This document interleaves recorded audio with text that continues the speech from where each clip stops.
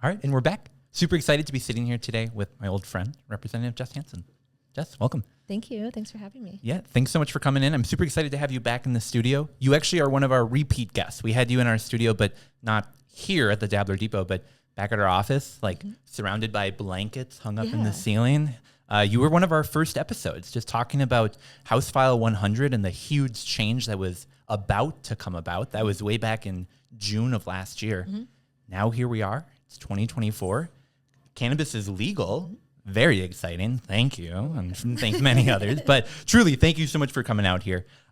Just as a little rewind for people, tell people a little bit about who you are and what brought you to the legislature. Sure. So I'm Jess Hanson. I represent District 55A. That's down in the southwest metro. I represent Savage and the northwest part of Burnsville. I've been in the legislature I'm in my second term. I will be running for re-election again this year as well. And I was an activist before I became a legislator. And this became part of our platform as activists was to get involved with local government. And so I got involved with the local party, and one thing led to another. And next thing I knew, I was running for office. And then the pandemic hit and I won. And once I got into office, we had worked so many years before that to move the parties, both parties. We invited them to the conversation to really listen to the voices of Minnesotans. And the Democrats listened. And they showed up and they started to really do the work that needed to happen. And so Majority Leader Winkler at the time, worked on the bill. I encouraged him to go around the state, talk to our community members, and he did the Be Heard on Cannabis tour. And here we are, a little bit after that with an entirely legal system. We've ended prohibition. Mostly, we still have some areas that we can improve on, but by and large, less people are losing their lives, less people are losing their livelihoods and their children, their property, all of that. We can consume a healing plant in peace. Yeah. Unless you live in a multifamily dwelling. Oh, yeah. Unfortunately, which absolutely. we'll work on. Which is, such important. And we're going to be talking about some of the changes that are coming up at the legislature this year. But I first wanted to ask you, we used to stand outside of the state fair. We've had many events in coffee shops with a couple people showing up from rural Minnesota. You've been a very open cannabis consumer prior to legalization. Yes. What has it been like now being in a legal adult use state as a cannabis consumer? It's been, I think, for me, the most important piece is not just that I can consume and feel free to do so. I've had a lot of privilege that's allowed me to do that in my life. What I've really loved to hear about are the people who say, I never thought I'd see legalization in my lifetime. I love hearing from the elders who say that they've never tried cannabis but they've been suffering in pain for many, many years, and to say that now that it's legal, they tried it. And for the first time in a long time, they're enjoying their lives in a different way. I hear from people's, people say their parents or their grandparents. And so finding people who've lived an entire life of prohibition benefit from a healing plant, that's probably my favorite part. I also love seeing everybody's home grows posted in all the growing sites and the groups on Facebook and all over. I loved your post the most, that the night before legalization day, I think that takes the cake, you win. And I think the other thing I love seeing is the innovation that's happening. So places like this, different organizations that are coming together. We've got, like the 420 girlies who are all getting the girl groups together and having wine nights and cannabis nights. This community that has existed beneath the radar for so long is finally coming above board and able to say and invite more people in and to say, like, we're here, we're taxpayers, we're regular members of the community, and we're not being othered as much anymore. I think there's still some of that happening, or I know there's still some of that happening, but I think the lack of othering has got to be the other great piece that I like. I love that. Well, and it's so, I think, amazing watching how, I really came to sort of political awareness through cannabis around 2013, watching a couple other states really go about legalizing and thinking, wow, could that ever happen here in Minnesota? Seeing the evolution to today where it's like, wow, Minnesota has probably some of the most progressive cannabis laws in the entire country. And we're just working to continue to improve those and really just create the best program possible. We promised we would build the best model for full legalization in the nation. That doesn't mean it is without flaws, but you can look at different public policy experts. You can talk to me about why we did certain things. Everything we did for a reason. And so when people look at the parts of the bill that maybe don't make sense, or they're maybe questioning, like, this seems silly, or why do they do it this way? ask those questions. Come to the Cannabis College. Ask Tanner, ask myself. My email is public information. So is my cell phone number. I encourage people to reach out to me with a question because we were intentional about this. We have some of the highest possession limits in the country. Only one of 11 states with home growing rights. We are going to be one of the states that leads on how to do equity legally and the right way to create an equal playing field and a level playing field for everybody, regardless of where they came from, how the drug war impacted them, but also acknowledging that the drug war has held a lot of people back. And other states have not been able to do that successfully, and we are looking forward to that. And we have Charlene Briner. I mean, this is a director who is a true Minnesotan. She is committed to doing this the right way. And I just really think that we are lucky that we don't have somebody that's in that position who is trying to make a name for themselves, because Charlene Briner has already done that. She's a phenomenal public servant, and she has shown the state of Minnesota in different areas where she serves. And so I could go on and on about how lucky we are, but I'm excited to see this new program as we roll it out. No, but I mean, it's such a perfect transition because a lot of what's been coming out of the office hasn't necessarily been, really strict policies or rules that's all being developed. But what has been coming out is here are some of the changes that we think should happen at the legislature, and seeing really that emphasis on equity being at the forefront. Yes. Clearly, we've got the right person in charge right now running things. We do. We really do. And I'm in close communication with them. I just had a meeting the other day with them about this. I have another meeting next week with them. And we're collaborating with people to see what they want done, people who are most directly affected. And there's a lot of different conversations, not just licensing, right? It's access to capital. It's a lot of things. And so she really sees this in a diverse way and with foresight. And I think that's what we're really lucky to have too. Very cool. Yeah. So I want to ask you, we have you here out. Obviously, I'm very excited to talk to you generally, but also because the legislative session is beginning today, at least when this episode is coming out. And we wanted to ask you what some of those changes that are being pushed for at the legislature are and sort of what you're hearing. So very generally, what measures have you heard about being pushed for this year at the legislature related to cannabis? I am carrying a number of measures that are coming from a variety of sources. One that we're working on to expand patients' rights of home growing. We know that patients can't always grow their own at home, and we want them to be able to take advantage of this since it is one of the best parts of our model. And so expanding our caregiver program to make sure that caregivers can take care of plants for their patients if they choose. We have an existing caregiver program for picking up meds and that sort of thing, and so we can build upon that and make sure that there's equal access. I've been a disability rights advocate for my entire time at the legislature, and so making sure that the disability voices and people on the medical program have a voice as we transition to the OCM from OMC, not to be confused with each other, that we have people who are advocating for making this accessible for everybody. That one I could talk a lot about, but we also have some other medical patient protections coming out, and then obviously all of the recommendations from the report. So looking at our licensing rules and making sure that the order of operations, you could say, is in a way that's feasible for businesses. We want to make sure that we're not, someone's not pouring everything they have into a business without the guarantee of a license, right? And so having some, maybe just think of it like moving some of the puzzle pieces around to create a more clear picture. The pieces are all there. It's just a matter of how do we organize them and order them in the right order of operations. And I'm looking forward to that because I think that will have the biggest impact on what I'm hearing in the business community now. We're also looking at different drink rules. So we have a 5-hour rule right now, which if you're familiar with, bartenders hate us for it, rightfully so. As an ex-bartender, I feel you, and we're working on that. Yeah, for those who don't know, it's that you're not supposed to serve alcohol and THC beverages within 5 hours of each other. It's just impossible to keep track of. We're not babysitters, we're bartenders if you're back there. And so I see people saying that, and we want to make sure we're responding to that. So hospitality industry, loud and clear, we hear you. And then also making sure that they have the opportunity to put it on tap, right? This makes it cheaper for packaging. There's less labeling and canning, and it actually shortens the process. And so you can get a product from brewed to consumers a lot quicker. Obviously, we need to make sure that those are measured, that the taps adequately pour the legal amount in and all of that.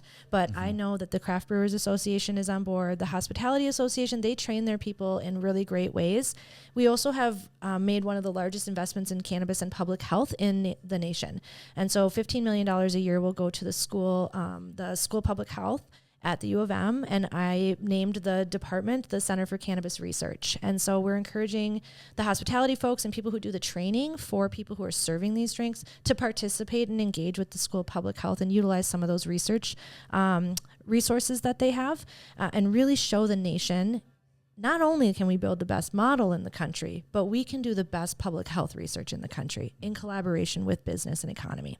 So I'm looking forward to that. We also have bills coming forward that I heard last year. People said that, we didn't have time to do, which this is true. You have a part-time legislature in Minnesota, and so there is only so much time, and we can't do everything. But I gave everyone my word on the floor that there were things that I would pursue looking at this year. So things like wet versus dry weight and home growing. I want to hear from you. How much did your plants produce? Your 4 plants. How much did your 4 plants produce? Because I need to know if that 2-pound limit is feasible or if it's not. And I'm hearing it's not. I'm hearing people are killing it and growing a lot more. So we need to make sure that we're addressing that, because we don't want to put people in a situation to grow a legal amount of plants, but then end up with an illegal amount of possession. And so we'll be careful about that.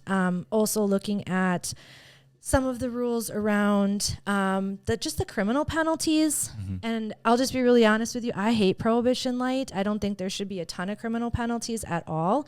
And we were really, really meticulous about how we crafted what's there now, right? So we made sure that kids selling to kids, that we're not criminalizing children and putting them into the criminal justice system. And so there's an age limit difference, kind of like there is with alcohol, right? We looked at doing, making sure that if it is a large amount and it is somebody who is like very clearly flaunting the law and operating outside the lanes of the law, that there's a way to hold them accountable, because that poses a risk to all the people who are doing it right. And so it's not some of the measures are not just about criminalizing people for the sake of criminalizing people. It's making sure that we have rules and regulations in place, and so that it respects an equal playing field again, and a level playing field for legal, legit businesses who are doing this with integrity. There's a lot of other initiatives we talked about last year. You can always go back and watch our floor debate where we talked about quite a few of those. But people are wanting us to explore a residency requirement and really look at, is that possible? Is that something that we can do? So I'll explore that. I'm looking at different things that happen when people intersect with police as well. So this is somewhat unrelated, but making sure that we're people who are in a mental health crisis, and I'm working with, if they have a crisis and they need to work with law enforcement, that, if you call for help, that you're not getting in trouble for it, right? We have Steve's Law in place, which helps with some of that, but there's people who are calling for mental health crises in particular. So they're not calling for an overdose, but they're calling the police for a mental health crisis, and then are being criminalized for where they have cannabis, or if they have too much, or whatever it might be. And so just looking at really how the war on drugs has played out in a lot of different ways. I could keep going, but I'll I super appreciate all the information. I think really what I love is that, in total honesty, like I've known you for a while, and you were really someone who taught me a lot about how the war on drugs isn't just people get arrested, they go to prison, and that's it. But it's this whole institutionalized infrastructure that's been built up around the idea that we should be criminalizing people over the possession of a plant. Yes. And I think what's been really cool to see in Minnesota is a push not just to say, hey, your stores are open, go be happy with that, stop fighting, but to say, how can we go about really seeking to repair, or to at least move in the direction of repairing some of these harms? And I think as a cannabis consumer focused not just on, I want to buy product, but also I want to buy product in an equitable system that supports local business. Just thank you for the way that the bill was created and it came out. Well, and people don't always talk about the Can Renew program, and it is a really critical part of this. The Can Renew program is one of the largest payments, let me be very clear, payments towards reparations in the country, in the history. And we have to be honest about what that costs. There is no cost for the life of somebody who was killed. Philando Castile's life was invaluable. He was an amazing man that should still be with us today.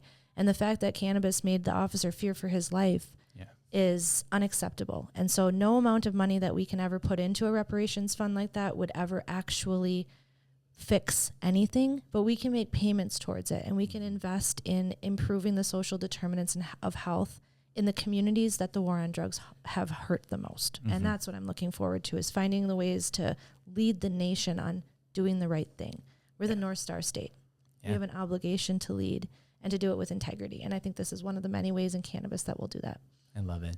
I have such a clear memory of the bill passing in the Senate and feeling like this awe of just wow, this moment, and us sitting out and talking afterwards. And really the things that kept coming up is, wow, the amount of money that was written into this grant programs is really going to have a sizable impact. Yeah. You know, the people that are going to be able to get these licenses are really the people that we want to be starting these businesses. And I haven't lost that glow. It's still really cool being able to live in a state that says we didn't just legalize cannabis, but at least in the direction we're moving, we legalized it the right way. Yeah, and we recognize the harms of our past. I mean, I don't know about anybody else's parents, but I was raised by a Republican and a Democrat, so I grew up in a divided legislature. And, you know, I was always taught by both of them, when you mess up, you do the right thing to fix it. Hold yourself accountable, have integrity, be authentic. And this is a way that we can just honestly acknowledge the disparities and to start to take a step forward. But it also shuts down this belief that, you know, legalizing cannabis was simply a racial justice issue. No, legalizing cannabis and beginning reparations and making sure we're doing the social equity piece of this earnestly, that is what it looks like to do the right thing. Yeah, absolutely. So sort of coming forward a little bit, this upcoming session is going to be definitely on the shorter side. We've talked to some other people. They maybe have some doubts that perhaps bills will make their way through the legislature. All of that being said, prior to being elected, you actually were the activist. We've made so many calls together to legislators saying, hey, please pass this bill. Looking at the forward upcoming session, what can people be doing to help support the efforts there? If they're thinking, hey, you know, I heard something that Jess Hanson said tonight that I really support that. I think we should have that in Minnesota. What can they be doing to help support those efforts? So I'm the right person to ask for this. This is my favorite thing to do. I'm a Mappler. If you're not familiar with that program, it's a master's in advocacy and political leadership. It's housed at Metropolitan State University. And that in that program is where we really learned about the importance of advocacy. My background's also in social work, which is very, very much founded in advocacy. And so I am always encouraging people to know, where is your power most effective? Do not underestimate your power, first of all, right? And power is held by those who take it, so don't leave yours on the table either. We have to make sure that you're showing up in the right places. So these points of intervention, you could call them, right? Where are you intervening in the conversation? It might be in committee. It might be at the OCM briefings or the DEED community engagement hearings, any of that. But right now, I think the most important place people can talk at their elected officials is at the city level. Cities around the state of Minnesota right now are working on banning cannabis consumption in public. They are legally allowed to do so because I respect local control, and I thought that was important that we put that, you know, give local entities the opportunity to choose where do they want people consuming cannabis. So I represent two cities. One city says anywhere, everywhere, and all you want. The other city says only in single family homes.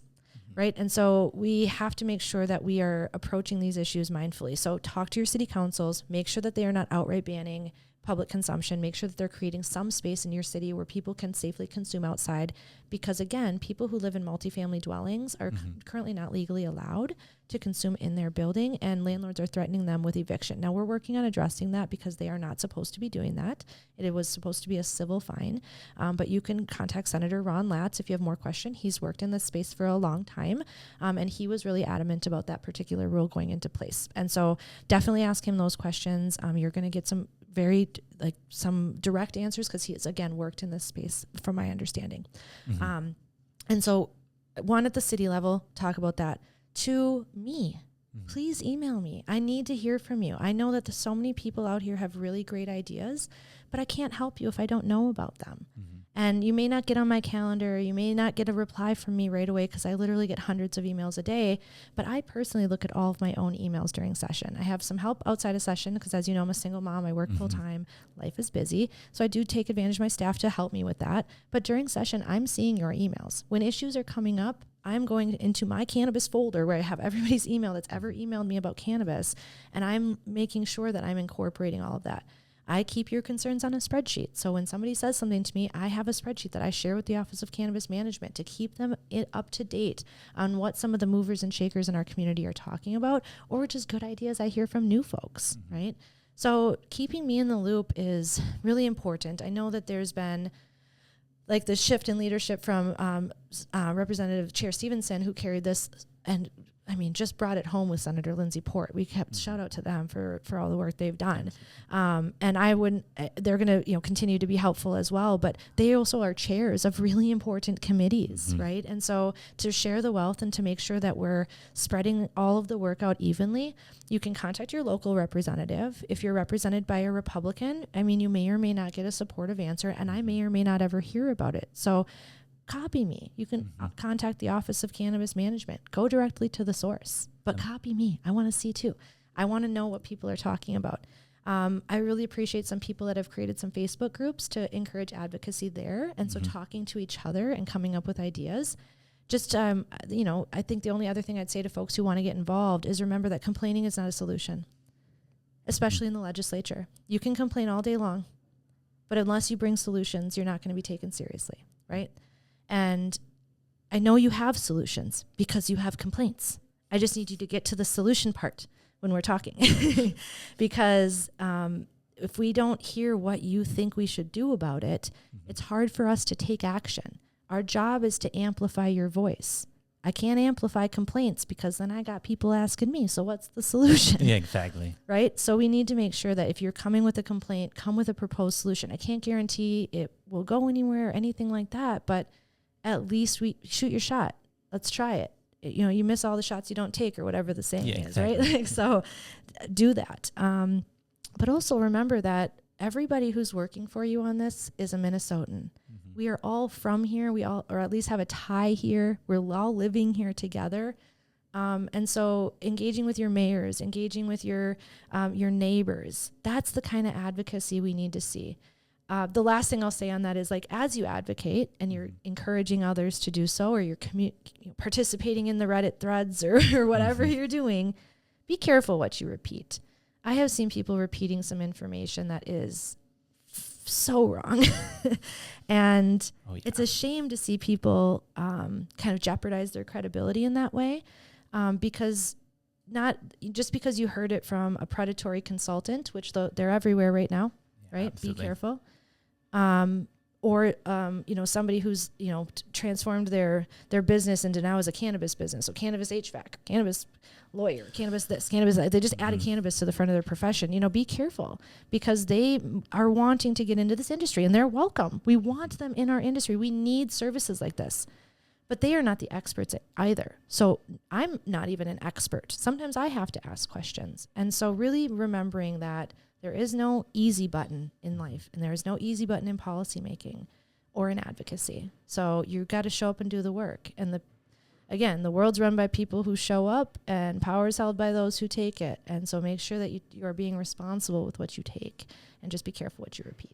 I love that. Well, we'll also be putting your personal phone number in the... No, I'm just kidding. No, it is. You can. My personal number's on my website. Feel free. All right. We'll link it then. Well, so we love having you on talking about cannabis, but I would be remiss if I didn't ask you, what other stuff are you working on in the session? We asked you a lot about cannabis, but it's obviously not the only thing you're doing. The big thing that I'm working on this year outside of cannabis stuff is other justice-related issues. That's what brought me to working on cannabis, was justice issues, and wanting to make sure that we had an even... again, I'll use the word, an even or level playing field for everybody in society. And so one of the big things I'll focus on is mental health and policing, making sure the right professionals show up when you have a mental health crisis. Firefighters show up to fires, EMTs and EMSs show up to, medical emergencies and more, and police show up to all of it. And so making sure that you're also getting a crisis worker when you need one. I passed a law last year to do that, and we're going to continue to strengthen that to really defend people who are in crisis and need help, not punishment. Making sure people who are in jail get the mental health care they need, making sure that the people who do have interactions with police, we know a lot of times that there's folks who will be out of control of their bodies, whether it's because of a medical condition or because of the state of crisis. And oftentimes that leads to, officers getting a flailing arm or getting something thrown at them. We want to make sure that we're not criminalizing people who are not intending to hurt people, that are really just looking for help. And so having conversations about that, protecting their data in the city public systems. And those are some of the things. Those are very nuanced. But also just continuing to make some repairs to our social workforce. That is really important to us right now, because we don't have... enough workers to provide the services we need, but yet we're in a mental health crisis. We always say we got to fix our mental health system. Nah, we got to build it. It doesn't exist. And so that's what I'm working on building is really amping that up and finding more pathways for more people to get into the work. And, also looking at some of our disability rights systems. I talked about that before. We are revamping some things and how we help people with disabilities. And so just making sure that we're honoring their inherent dignity and worth in those conversations and giving them a voice in that is also really important to me. I love that. There's probably a dozen other things that I could talk about. Every time you talk, I'm just so grateful you're at the legislature. Thank you. Yeah. No. So for people that are wanting to learn more, I know you're busy getting ready for the legislature, but where would we send them to learn more about you, learn more about the work that you're doing? Sure. So you can, if you just Google Representative Jess Hanson, S-O-N spelled the right way. I'm just kidding for the ENs. But Jess Hanson, just if you Google it, you'll find my legislative page, and so you can sign up for updates, e-updates. I send them out every week during session. It's not just cannabis. You're going to hear about everything if you do that. I know. I got one today and looked for cannabis stuff, and I was like, I guess it's just other political things, just which all is good. The really important child tax credit that we're cutting child poverty by a third in Minnesota. EV rebate, incredible rebates, stuff going on. Yes, it's really and cool. making sure we have some new gun laws that are in place to really again keep people safe as we talk about mental health. Making sure that that we have red flag laws. If you are worried about somebody that you love who is threatened to hurt themselves or others with a gun, you have an opportunity to step in and have help intervening on that. I've lost friends to suicide. I've been the last person people have spoken to before they took their life, and that is something that never leaves you. And so for me, these particular laws, I know there's a lot of feelings about it, from Second Amendment conversations and that, but at the end of the day, people with mental illness deserve the opportunity to live when they're in that state. And this is one of the ways we can intervene. So that was in my newsletter. Otherwise, if you want to get in touch with the Office of Cannabis Management, back to the point, their website, you can sign up for their newsletter as well. I highly recommend that because they send out notices about when they're doing public intake or anything. And obviously the Minnesota Cannabis College. Yeah, absolutely. Well, Jess, thank you so much for coming in today. We really appreciate it. Of course. Thanks for representing us at the legislature. We hope to talk to you again very soon here. Thank you, Tanner.